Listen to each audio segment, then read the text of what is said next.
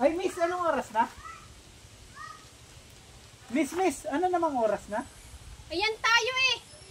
Pag sinagot kita, ang sunod mong atanong kung anong pangalan ko.